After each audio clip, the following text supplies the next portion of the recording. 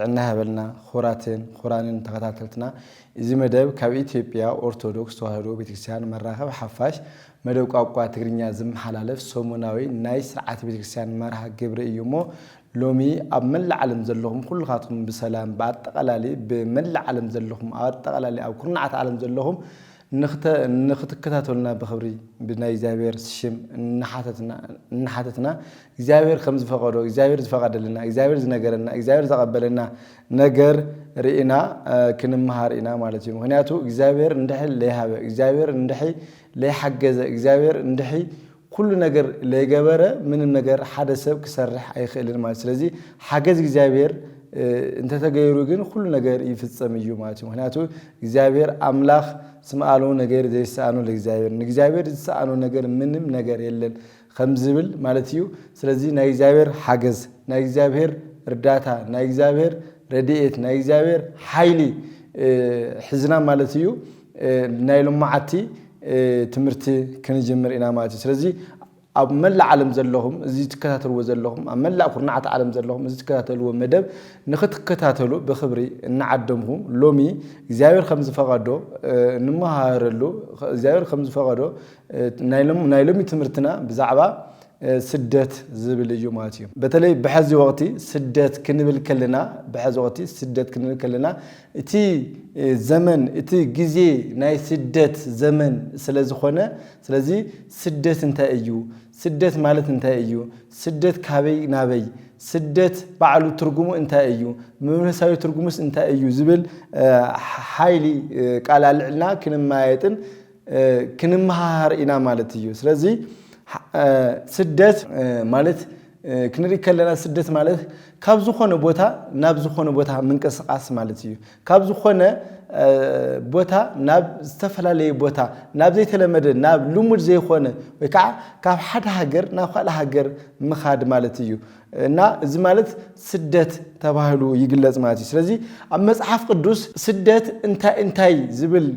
ነገር ከም ዘሎ በደንብ ገይርና አስተውዕልና ክንመሃር አስተውዕልና ክንሪኦ ኢና ማለት እዩ ስለዚህ ስደት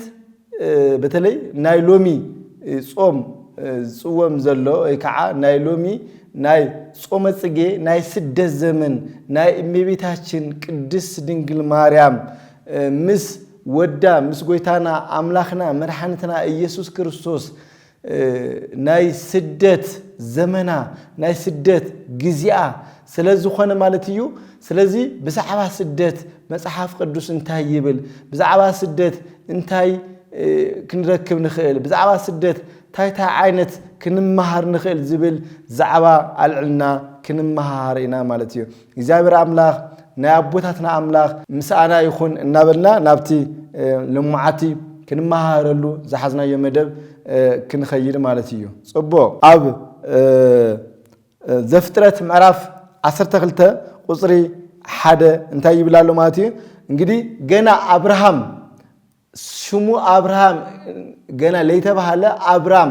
እናሃለወ ማለት እዩ እንግዲህ ድሕሩ ቀጽሉ እዩ ጎይታና እግዚአብሔር ማለት እዩ ድሕዚ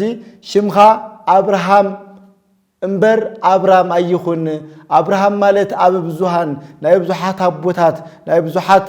አቦታት አቦኦም ክትኾን ኢኻሞ ስለዚህ ሽምኻ አብርሃም ይኹን ኢልዎ እዩ ማለት እዩ ስለዚህ መጀመሪያ ሽሙ አብራም እናሃለወ እንታይ ኢልዎ ማለት እዩ እንግዲህ ሓደ ግዜ ስደት ናይ ጎይታ ጻውዕትውን ዝኾነሉ ኩነታት ኣሎ ማለት እዩ ናይ ጎይታ ጻውዕት ምዃኑ ድማ ኣብዚ ኣብ ዘፍጥረት ምዕራፍ 12 ቁጽሪ 1 እንረክባለና ማለት እዩ ጎይታና አምላኽና ንአብርሃም ንማለት ኣብ ብዙሃን ምን ትከውን ገና አብርሃም እናሃለወ ሽሙ ጸውዕዎ እዩ ማለት እዩ አምላኽ ንአብርሃም ካብ ምድርኻን ካብ ዘመድኻን ካብ ቤት አቦኻን ነዓ እሞ ናብታ ኣነ ዝሕብረካ ምድሪ ኽድ ይብላሎ ማለት እዩ አብርሃም ጻ ወተፈለጥ እምአዝማድከ ካብ ቤተሰብኻ ካብ አዝማድኻ ካብ ምድርኻ ካብ ዘለኻዮ ቦታ ተልዓልሞ ኣነ ናብ ዝወስረካ ቦታ ኣነ ናብ ዝሕብረካ ቦታ ኽድ እዩ ኢልዎ ማለት እዩ ስለዚህ زي تعبية حد انتاي ماتي سدت يو مالتي كابتي استولدوا اللبوتا كابتي بيتسو نابرأو مالت أتقلالي بيت زمودو أتقلالي بزلو بوتا تايلو مالتيو خيدو مالتي ناب خال حاجر ويكع ناب خال بوتا ناب زي فلتو بوتا خيد خوين لو مالتيو سلازي أبراهام ناصا وتفلت ما أزمادي كماتي كاب بيت سبخا كاب منوريخا كاب غزاخا كاب عدخا نعا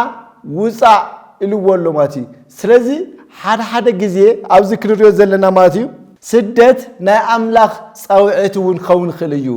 زخا دما انجدي أبراهام إشي إلو نايقويتا أملاخ قال تقبلو منم ليبلا نابزي زيبلا إشي أملاخ انت إلخانما أملاخ انت فقير خما أنا نسخا نابزي بالخان بوتا يخير الله إلو انت إلو مالتيو تي قال أخبرو مالتيو قال سلزخبرخا تاخوين مالتي أبا بزوحان تبالو ناي بزوحات أبوتات كمودما كيدان قال كيدان مس أملاخ تخايدو مالتيو قدي أبراهام مالت كم ناي مدر حشوا كمودما كم ناي سماي خواغبتي زرقها كبزهلخا أيو إلو قال سلازاتولو خم خوينو لو مالتي ناي بزوحات أبو خوينو أبا بزوحان خوينو الله مالتي سلازي حدا غزي سدت كاب حدا بوتا ناب حدا بوتا كنخد كلنا ناي أملاخ صاوعت من تكبارخنا من تزرنا كبزحلنا من تي نابونا تزاز من تتقبلنا كنخبر زخون اللو خنتات خمزلو مصحف قدوس يردنا اللو مالتي مصحف قدوس يردنا اللو مالتي بزي مخنيات رما أبراهام ناي بزحات أبوتات خوينو أبراهام بطعمي زرو بزيحو مالتيو مسا أملاخون تراخيبو انجدي مسا أملاخون بزحات انجدي بطعمي مالت ناي إجزابير عاركي كساب زبال بزيحو مالتيو أبراهام مالتيو سلازي حدا جزي سدت ناي منتاي خون خلماتي ناي إجزابير صاوعت ناي إجزابير تأزاز ناي مغبال ناي إجزابير قصلو خاء ناي بركت منشي زخون اللو خنتات خمزلو مصحف قدوس ينقرنا له يردنا له ماتيو سدت كندي كلنا حدا ناي إجزابير صاوعت ويكعا ناي ملكوت صاوعت ناي أملاخنا صاوعت مغان حدا تردنا لنا ماتي مبل خلاي تيميت ندركنون كبصح كلو ابتي زلنا لبوتا كنسدد نخلينا ماتي كنسدد نخلينا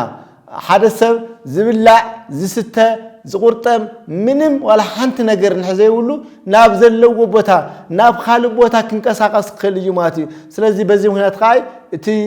كنقساقس كلو ناب زيفلطو ناب رحق بوتا خد كلو سدت ተባል خمصዋውን نردالنا ماتي حزون زفترت مراف 12 قصري 10 امتى نري علينا ماتي امدر كنعان طميت مسبرتا ابراهام ناب ግብጺ ወረደ ይብለናል ማቲ ስለዚህ አብርሃም ዝነበረሉ ምድረ ከነዓን እዩ አብርሃም ዘሎ ምድረ ከነዓን እዩ ነገር ግን ምድረ ከነዓን ምንም ነገር ዝብላ ዝስተ ዝቁርጠም ምንም ሓንት ነገር ስለዚህ ነፍሱን ምድሓንን ከሙድማ ናይ ቤተሰቡ ናይ ስድራኡ ነፍስ ንምድሓንን ናምታይ ወረደ ይብለናል ማቲ ናብ ግብጺ ወረደ ይብለናል ማቲ ስለዚህ ጥሜት እንተሃልዩ ስቃይ እንተሃልዩ መከራ እንተሃልዩ ዝብላ ዝስተ እንተሃልዩ ሓደ ሰብ ካብ ዘለዎ ቦታ ካብ ዝነበረ ቦታ ናብ ካልእ ከሙድማ ናብ ርሑቅ ካብ ሃገር ናብ ካልእ ሃገር ካብ ሓደ ቦታ ናብ ሓደ ቦታ ከሙድማ ካብ አህጉር ናብ ካልእ አህጉር ክኸይር ከም ዝኽእል መጽሐፍ ይነግረናል ማቲ ስለዚህ ኣብ ምድረ ከነዓን ጥሜት ስለዝበርተዐ ጥሜት ስለዘሎ ዝብላዕ ዝስተ ስለዘየለ ጥሜት ብጣዕሚ ስለዝበርተዐ ናምታይ ኸይዱ ይብለናል ማቲ አብርሃም ናብ ምድረ ግብጺ ወረደ ይብለናል ማቲ ስለዚህ እቲ መበል ኻልኣይ ዝብላዕ ዝስተ እንድሕር ዘየለ ኮይኑ ጥሜት እንተሃልዩ ድርቅውን እንተሃልዩ ሓደ ሰብ ካብ ሓደ ቦታ ናብ ካልእ ቦታ ከም ዝኸይድ መጽሐፍ ቅዱስ ይነግረናል ማለት እዩ መጽሐፍ ቅዱስ ይነግረናል ኣብዚ ዝንሪኦ ማለት እዩ በተለይ እቲ ናይ ያዕቆብ ወዲ ዮሴፍ ናብ ግብጽ ስለተሸጠ ያዕቆብን ስድራ ቤቱን ናብ ግብጽ ናብ ዮሴፍ ተሰደዱ ይብለናል ማለት እዩ እዚ ንረክቦ ሕዝውን ኣብ ምድረ ከነዓን ብዝበርታ ጥሜት ምክንያት ያዕቆብን ደቁን ዮሴፍ ኣብ ግብጽ ሓላዊ ስለዝነበረ ካብ ከነዓን ናብ ግብጽ ተሰደዱ ይብለናል ማለት እዩ ዘፍጥረት ምዕራፍ 46 ቁጽሪ 1 ክሳብ 7 ማለት እዩ ስለዚ ያዕቆብን ስድራ ቤቱን መጀመሪያ ዮሴፍ ኣሕዋቱ ናብ ምድረ ግብጽ ሸይጦሞ ስለዝነበሩ ኣብ ምድረ ከነዓን ያዕቆብ ምስ ስድራ ቤቱ ምስ ደቁ ምስ 11 ነገደ እስራኤል ማለት እዩ ዝብላዕ ዝስተ ስለዝሰኣነ ድርቂ ስለዝኾነ ጥሜት ስለዝኾነ ስለዚ ምድረ ከነዓን ዝተወለደላ ምድረ ከነዓን ዝነብረላ ዝነበረት ቦታ እሳ ገዲፉ ናብ ተኸዱ ይብለናል ማለት እዩ ምስ ስድራ ቤቱ ናብ ግብጽ ይወርዱ ይብለናል ማለት እዩ ስለዚ ስደት ከብድ እዩ ስደት መስካክሕ እዩ ስደት ብዙሕ ነገር የርኢ እዩ ማለት እዩ ምክንያቱ ስደት ኣብ ካልእ ቦታ ኣብ ስደት ቦታ እንግዲህ ዮሴፍ ምንም ነገር ለይገበረ ነገር ግን ኣብቲ ዝተወለደላ ቦታ ስለዘይኾነ ኣብ ካልእ ቦታ ኣብ ግብጽ ይሃገር ስለዝነበረ ማለት እዩ እሱ ምንም ብዘይፈልጦ እሱ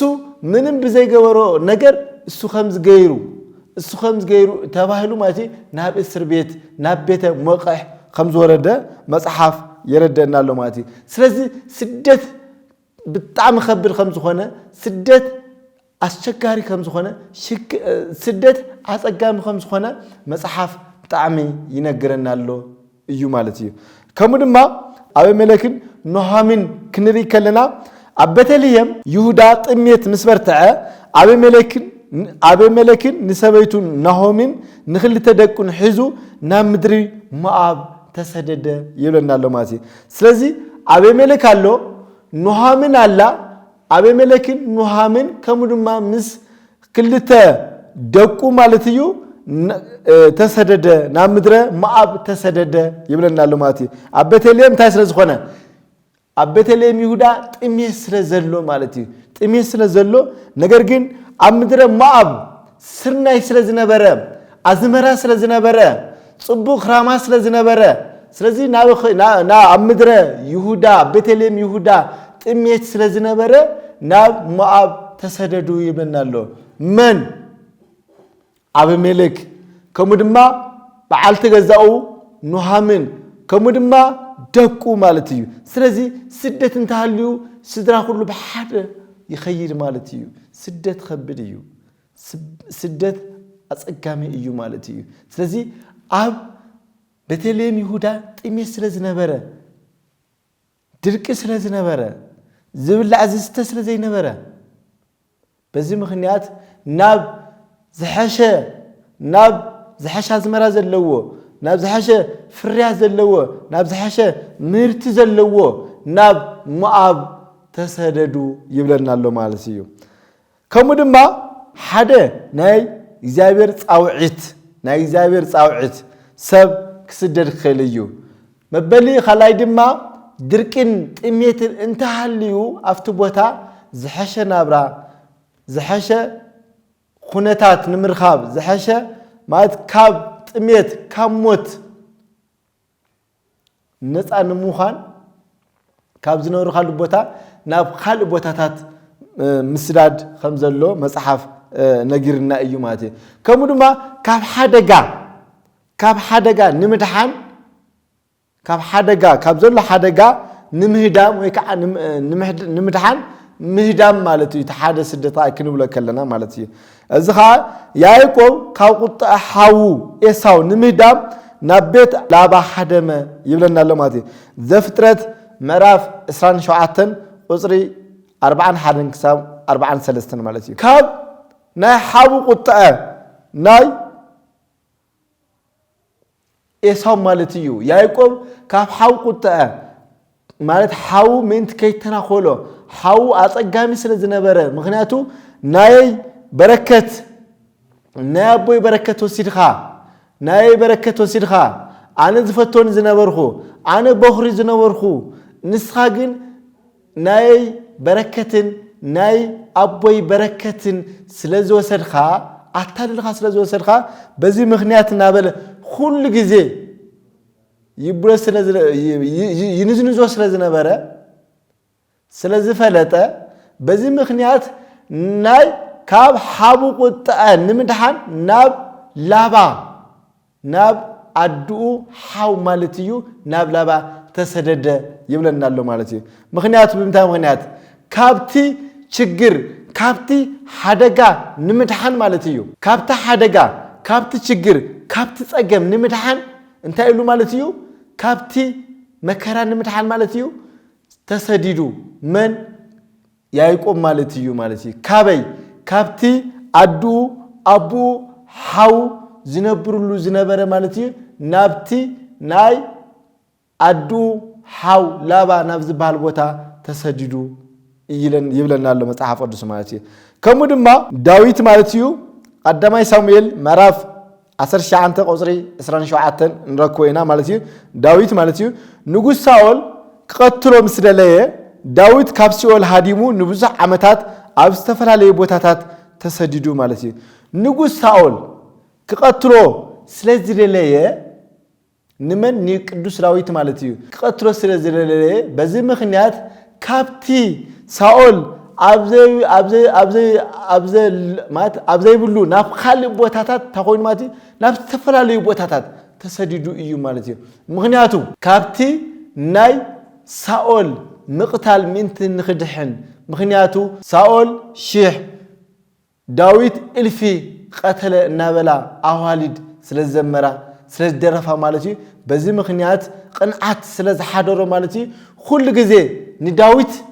كل جزء نداوت يسوع نيرو ماتي كل جزء نداوت يكتاتلو نيرو نمنتاي نمقتال مالتيو سلازي بزي مغنيات خا داويت كاب حدغا نمدحان داويت كاب ساول نمدحان نصا نمخان مالتيو ناب استفلالي ناب زي فلطو كل بوتاتات ليتي يكون قتر يكون انت يكون مالتي يسدد نيرو يبلنالو مصحف قدس مالتيو يسدد نيرو كاب منتاي نمدحان مالتي كاب حدغا نمدحان كاب حدغا نمدحان بزي مخنيات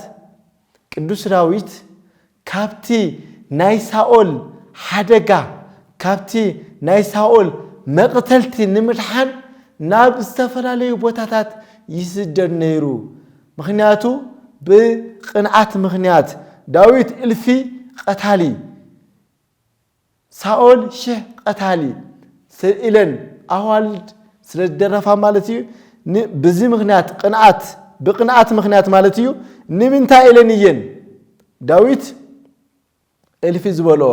ناي شيح زولو نمتا إلن إلو بقنعات مالتيو حزون قصالي ومبري زوسدو زي داويد سلازخونه تولو إلى كيقدمني كقدموا لني كقتلوا لني إلو بزي مخنيات داويد كابزي كابناي نغوس ساول نمدحان مالتيو يسدد نيرو ماتي ناب استفرالي بوتاتات يسدد خمس نبره مصحف ينغرنالو مالتي مصحف ينغرنالو كمودما ابزي كنري كلنا وكين ورارن كون كلو سدتالو مالتي وكين ورارن كون كلو سدتالو يكع مات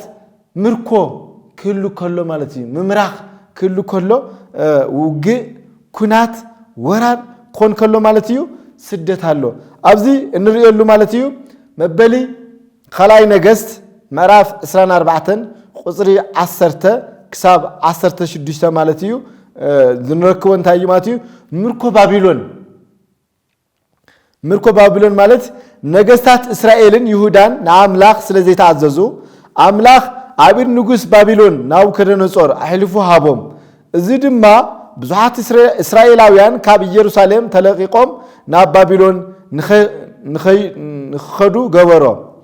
بزي مخنيات ازي كاب تولد عدوم بجدي استفناقللو سدت ايو يبلنالو ماتيم نغستات اسرائيلن يهودان ناملاخ سلازي تعززو حدا غزي ازي ناي سدت مبغسون ناي املاخ ትእዛዝ ዘይምቕባል ዘይምእዛዝ እውን ክኸውን ይኽእል እዩ ማለት እዩ ስለዚ በዚ ምኽንያት ምርኮ ባቢሎን ነገስታት እስራኤልን ይሁዳን ንኣምላኽ ስለ ዘይተኣዘዙ ኣምላኽ ካብ ኢድ ንጉስ ባቢሎን ናቡከደነፆር ኣሕሊፉ ሃቦም ይብል ኣሎ ማለት እዩ ናይ እስራኤልን ናይ ይሁዳን ነገስታት ንኣምላኽ ስለ ዘይተኣዘዙ ንኣምላኽ ስለ ዘይመስገኑ ናብ ኣምላኽ ስለ ዘይተጸግዑ በዚ ምኽንያት እዚ እንታይ ኮን ይብለና ኣሎ ማለት እዩ በዚ ምኽንያት እዚ ናይ ኣምላኽ ትእዛዝ ስለ ዘይተቐበሉ ኣብ ኢድ ናቡከደነፆር ዝተባሃለ ጨካን ንጉስ ወደቁ ይብለና ኣሎ ማለት እዩ ናቡከደነፆር ማለት ከቢድ ዝነበረ ናቡከደነፆር ማለት ከቢድ ንጉስ ናቡከደነፆር ዝበሃል ንጉስ ማለት እዩ ጨካን ዝኾነ ሕማቕ ዝኾነ ርህራሄ ዘይብሉ ናቡከደነፆር ንጉስ ኣሕሊፉ ሃቦም ይብለና ኣሎ ማለት እዩ ምኽንያቱ ናይ እስራኤል ነገስታት ናይ ይሁዳ ነገስታት እንታይ ይገብሩ ማለት እዩ ናይ ኣምላኽ ትእዛዝ ስለ ዘይተቐበሉ ንኣምላኽ ስለ ዘይመስገኑ ንኣምላኽ ስለ ዘይተኣዘዙ ማለት እዩ በዚ ምኽንያት እዚ ኣብ ኢድ ናቡከደነፆር ኣብ ጨካን ንጉስ ኣብ ሕማቕ ንጉስ ከቢድ ዝኾነ ንጉስ ኣብኡ እንታይ ኮነ ማለት እዩ ኣብኡ ክምረኹ ገበሮም ማለት እዩ ስለ ዝተመረኹ ከዓ ተማሪኾም ድማ ናቡከደነፆር ናብ ዘለዎ ናብ ባቢሎን ክኸዱ ኾኑ ማለት እዩ እቲ ዝተወለዱላ ዓዲ እታ ዝናፍቁላ ዓዲ ተሰደዱ ይብለና ኣሎ ማለት እዩ ገዲፎም ተሰደዱ ስለዚ ስደት ሓደ ግዜ እውን ብሰንኪ ኩናት ብሰንኪ ወራር ክመጽእ ክኽእል እዩ ማለት እዩ ክመጽእ ክኽእል እዩ ብሰንኪ ኩናት ብሰንኪ ወራር እቶም ኣብ ናይ እስራኤል ነገስታትን ናይ ይሁዳ ነገስታትን ዝነበሩ ተማሪኾም ባዕሎም ተማሪኾም እቲ ህዝቢ ተማሪኹ ናብ ባቢሎን ኸዱ ን7 ዓመት እውን ተገዝኡ ይብለና ኣሎ ማለት እዩ ብስደት ማለት ሃገሮም ገዲፎም ዓዶም ገዲፎም ናብ ዘይፈልጥዎ ቦታ ናብ ካልእ ቦታ ካብ ትውልዲ ዓዶም ብግዲ ዝተፈናቀልሉ ስደት ንርኢ ኣለና የርእየና ኣሎ መጽሓፍ ቅዱስ ይነግረና ኣሎ ማለት እዩ ስለዚ ሓደ ግዜ ኩናት እንተሃልዩ መከራ እንተሃልዩ ጸገም እንተሃልዩ ወራር እንተሃልዩ ካብ ዝነበርናሉ ቦታ ካብ ሶልናሉ ቦታ ካብ ቤተሰብና ካብ አዝመርና ናብ ካልእ ቦታ ክንስደድ ንኽእል ምዃኑ መጽሓፍ ቅዱስ ንርኢ ኣለና ማለት እዩ መበሊ ከምኡ ድማ ካልኣይ ድማ ሓደ ግዜ መቕጻዕቲ እውን ክኸውን ይኽእል እዩ ስደት ማለት እዩ ስደት መቕጻዕቲ ክኸውን ይኽእል እዩ ማለት እዩ እዚ ንሪእየሉ እንግዲህ ዘፍጥረት ምዕራፍ 4 ቁጽሪ 12 ክሳብ 14 እንታይ ንርኢ ኣለና ማለት እዩ ቃየል ንሓዋ ኣቤል ምስ ቀተለ ቃየል ካብ ገጽ ኣምላኽን ካብ ምድርን ተባረረ ይብለና ኣሎ ማለት እዩ እዚ ከዓ ከም ሓደ ዓይነት ስደት ክረአ ክኽእል እዩ ቃየል ንሓው ኣቤል ምስ ቀተሎ ቃየል ንሓው ናይ ምስኡ ሓብሩ ዝተወለደ ማለት እዩ ቃየል ንሓው ንኣቤል ምንም ዘይገበሮ ማለት እዩ ብቕንዓት ስለዝቐነ ብቕንዓት ምኽንያት ብምቕታሉ ካብ ገጽ ኣምላኽን ካብ ምድርን ተባረረ ይብለና ኣሎ ማለት እዩ ሓደ ግዜ ስደት ክንብል ከለና ኃጢአት እንተሃልይና እግዚአብሔር ኃጢአተኛ ይፈቱ እዩ ነገር ግን ኃጢአት ግን አይፈቱን እዩ ማለት በዚህ ምክንያት ካብ እግዚአብሔር ተሰደደ ካብ ገጽ እግዚአብሔር ተሰደደ ካብ ገጽ እግዚአብሔር ተሰደደሉ ማለት እዩ ምክንያቱ ካብ ገጽ እግዚአብሔርን ካብ ምድርን ተባረረ ይብለና ማለት እዩ ስለዚህ ቁብዝቡዝ ሆነ ማለት እዩ ታይ ስለዝኾነ ማለት እዩ ኃጢአተኛ ስለዝኾነ ማለት ትእዛዝ አምላኽ ስለዘይኽበረ ንሓው ስለዝቀተለ በዚህ ምክንያት ኻ እዚ ቃየል ማለት እዩ ካብ ገጽ ምድርን ካብ ገጽ እግዚአብሔርን ተባረረ ተሰደደ ይብለና ኣሎ ማለት እዩ እስራኤላውያን ኣብ ባቢሎን ን7 ዓመታት ተሰደሉ ሓደ ምክንያት ንአምላኽ بزي مئزازومن كمودما طاوت بمملاخومن እዩ ማለት እዩ እንግዲህ ኣብ ባቢሎን ንሰብዓ ዓመት ዝኣክል እታ ዝሰሉላ ዓዲ እታ ዝፈትዋ ዓዲ እታ መዓርን ጻባን ዝተፍልቅ ዓዲ ማለት እዩ ዓዶም ሃገሮም ገዲፎም ናብ ባቢሎን ናብ ዝበሃል ቦታ ኣስታት ንሰብዓ ዓመታትዮም ተሰዲዶም ማለት እዩ ምክንያቱ ዝኻ ናይ ምንታይ እዩ ማለት እዩ ናይ ሓጢያት ውጽኢቲ ከምኡ ድማ ናይ ምንታይ ውጽኢቲ ማለት እዩ ናይ ኣምላኽ ዘይምእዛዝ ከምኡ ድማ ናይ ጣዖት ምምላኽ ናይ መወዳእታ ውጽኢቲ ኮይኑ ማለት እዩ ተሰዲዶም ይርከቡ እዮም ማለት እዩ ተሰዲዶም እዮም ማለት እዩ ምክንያቱ ናይ ኣምላኽ ስለዘይታዘዙ ከምኡ ድማ ሓጢያት ስለዝገበሩ ጣዖት ስለዘምለኹ በዚ ምክንያት ተሰዲዶም እዩ ስለዚህ ሓደ ግዜ ስደት ናይ ሓጢያትና ውጽኢት ክኸውን ይኽእል እዩ ሓደ ግዜ ስደት ኣምላኽና ብዘይ ምኽባርና ብዘይ ምእዛዝና ዝግበር መቅጻዕቲ ክኸውን ይኽእል እዩ ማለት እዩ ስለዚህ ኣብዚ ኣብ መጽሓፍ ንሪኦ ማለት እዩ ኣስታት ንሰብዓ ዓመታት ካፍቲ ዝፈትውዎ ዓዲ ካፍቲ ዝፈትውዎ ማሕበረሰብ ካፍቲ ዝፈትውዎ ናይ እግዚአብሔር ድንኳን ዝነበረሉ ካፍቲ ዝፈትውዎ ቤተ መቅደስ ካፍቲ ዝፈትውዎ ሁሉ ዝገበርሉ ንእግዚአብሔር መስዋዕት ዘቅረቡሉ ቦታ ተሰዲዶም ናብ ዘይፈልጥዎ ናብ አሕዛብ ናብ ባቢሎን ተሰዲዶም ማለት እዩ ስለዚህ እዚ ውጽኢትኻ ናይ አምላኽ ስለዘይታዘዙ ሓጢያት ውጽኢት ስለዝኾነ ከምኡ ድማ ጣዖት ስለዘምለኹ ዝመጸ ውጽኢት ናይ ስደት ውጽኢት እዩ ማለት እዩ ስለዚህ ንሕና ኻ በዓልና ኻ ኣበይና ዘለና ንሕና ኻ ያለና ኣበይና ዘለና ኣምታይና ዝነብር ዘለና ንሕና ኸ ንኣምላኽ ንእዘዝ ዘለና ወይስ ኣይንእዘዝን ኢልና በዓልና ክንምርምር ከም ዘለና መጽሓፍ ቅዱስ ይነግረና እሎ ማለት ይነግረና ኣሎ ማለት ስለዚህ አጠቃላሊ እንግዲህ ብስተፈላለዩ ናይ ስደት ምክንያት መጽሐፍ ቅዱስ ይነግረና ኣሎ ማለት እዩ በዚ ምክንያት ንሕና ኻ ኣበ ከም ዘለና እንታይ ከም ዝኾነ በዓልና ነፍስና መርምርና እንታይ ክንገብር ኣለና ማለት እዩ ስደት ንኸይመጽእ ማለት ናይ ስጋ ስደት ናይ ነፍሲ ስደት ንኸይመጽአና ኩሉ ግዜ ምስ ኣምላኽና ተጣብቅና ክንነብር ምስ ኣምላኽና ሓደ ኮይና ክንነብር ከም ዘለና መጽሐፍ ይነግረና ኣሎ ማለት እዩ በዚ ምክንያት አቦታት እንግዲህ ስደት ብዙሕ ነገራት ይትርጉምዎ ማለት እዩ እንግዲህ ምሳሌ እንታይ ኢሉ ማለት እስራኤላውያን ኣብ ግብጽ ኣብ ዝነበሩሉ እዋን መከራ እንኳን ተበጽሖም ህዝብ ኣምላኽ ምዃኖም ኣይረስዑን እቲ መንነቶም ንዘመናት ጸንሐ ብምዃኑ አቦታት እንግዲህ ካብቲ ባርነት ባዕሉ እግዚአብሔር አናግፍዎም እዩ ማለት ስለዚህ እንግዲህ እስራኤላውያን ለአስታት ብዙሃት ዓመታት ለሊ 400 ዓመታት 430 ዓመታት ዝነበሩሉ ቦታ ማለት እዩ ኣብ ግብጽ ተሰዲዶም ማለት እዩ ነገር ግን እግዚአብሔር አምላኹም ግን አይረስዑን እግዚአብሔር አምላኹም ስለዘይረስዑ ኻ ሙሴ ንኽላዓል ገይሩ ማለት እዩ ሙሴ አመካኝነት ንኽወጹ ገይሩዎም ይርከብ ማለት እዩ ምክንያቱ አምላኹም ስለዘይረስዑ